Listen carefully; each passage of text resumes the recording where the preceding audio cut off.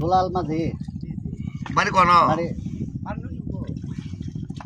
দুলাল মাঝি বাড়ি দিয়ে যাবো গো কোন ক্লিক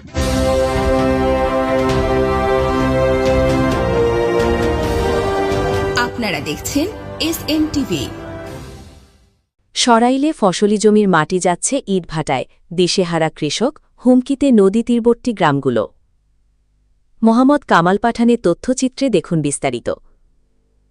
ব্রাহ্মণবাড়িয়ার সরাইল উপজেলার চুনটা ইউনিয়নের আজবপুর গ্রামে ফসলি জমির মাটি কেটে ইটভাটায় নিয়ে যাচ্ছে একদল ভূমিদস্যু। বড় বড় নৌকায় করে দিন দুপুরে ফসলি জমির উপরিভাগের উর্বর মাটি টপ সয়েল লুটে নেওয়ায় চরম সংকটে পড়েছেন স্থানীয় কৃষকরা।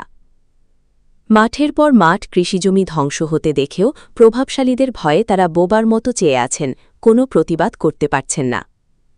স্থানীয় সূত্রে জানা গেছে, একদিকে যখন নদী ভাঙন থেকে আজবপুর গ্রামকে রক্ষা করতে সরকারি বরাদ্দে জিও ব্যাগ ফেলে নদীর তীর সংরক্ষণের চেষ্টা চলছে, ঠিক অন্যদিকে তখনই একদল ভূমিদস্যু নদী তীরবর্তী ও আশপাশের ফসলি জমি থেকে দেদারসে মাটি কেটে নিচ্ছে।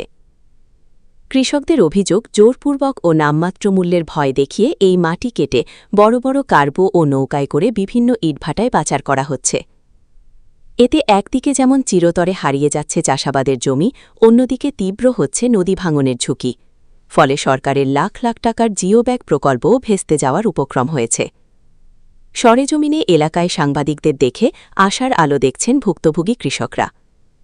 তারা সাংবাদিকদের কাছে এসে স্বস্তির নিঃশ্বাস ফেললেও তাদের চোখে মুখে ছিল চরম অসহায়ত্বের ছাপ।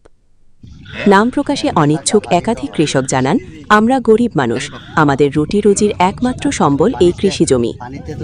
চোখের সামনে মাটি কেটে নিয়ে যাচ্ছে, কিন্তু আমাদের কিছু করার ক্ষমতা নেই, আমরা শুধু চেয়ে চেয়ে দেখছি। উপায়ান্তর না পেয়ে অসহায় কৃষকরা এখন গণমাধ্যমের সাহায্যে স্থানীয় প্রশাসনের জরুরি হস্তক্ষেপ কামনা করছেন। তারা অবিলম্বে এই অবৈধ মাটি কাটা বন্ধ এবং জড়িত ভূমিদস্যুদের বিরুদ্ধে কঠোর আইনগত ব্যবস্থা নেওয়ার জোর দাবি জানিয়েছেন।